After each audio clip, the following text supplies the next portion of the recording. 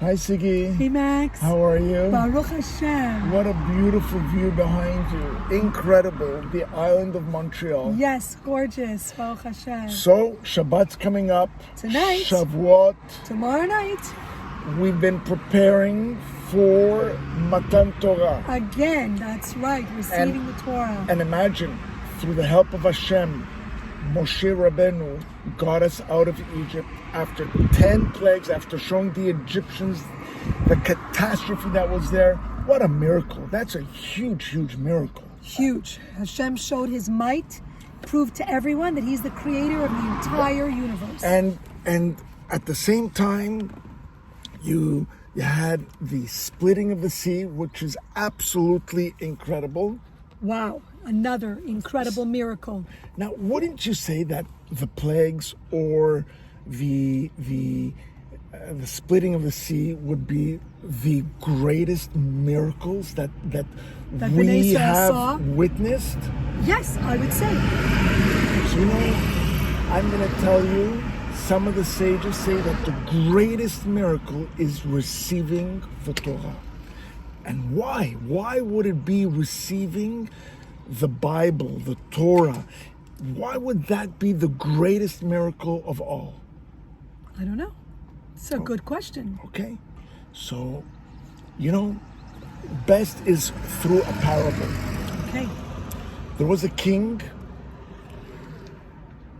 who his ministers advised him, it's time for you to get married, my lord. Mm-hmm. Good advice. And the king says, to get married? Okay. Find me 3 of the best contenders in the kingdom. Wow. And I'll choose. so after many months, his ministers bring these 3 potential wives, and first one comes in to the palace, into the room where the throne is, and the king actually comes off of his throne, sits down at a beautiful table with candle lids and yes, nicely amazing dressed, food, beautiful. and he comes off of his throne, sits down with her, and he has a beautiful conversation with her. Lovely. At least for a couple of hours. And then after that, the king pulls out a book. Mm-hmm. And he says, if you want to be my wife, there are rules to follow. Huh. And the potential wife says, well, what are these rules? And the king says, rule number 1, rule number 2. He goes through all the rules. And after going through all the rules, this potential wife says, okay, I can do all of them, but except this one over here, I'm not so sure. Rule number 72, it's not for me. Wow. Okay. They part. King has the next contestant come in. And this wife, again, he comes off of his throne, goes through the same thing. They have a beautiful dinner together. He brings out the rule book and he says, there are rules in this palace.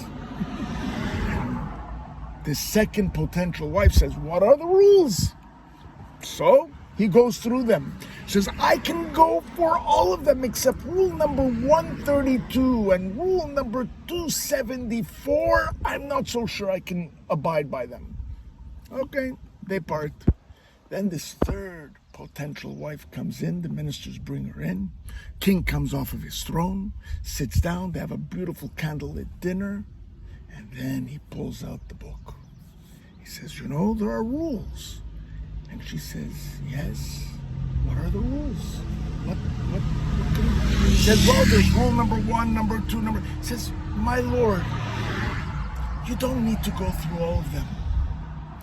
I'm willing to do, and I will listen. And that is exactly what Benei Yisrael did. This wife, she was what was so miraculous is that this wife appreciated the king, appreciated the kingdom that she was living in, and says, my Lord, you took me out from poverty and you gave me richness. I will do whatever you tell me to do, and I will listen and I will learn. And this was a perfect wife for the king. So God, our king, went to all the nations.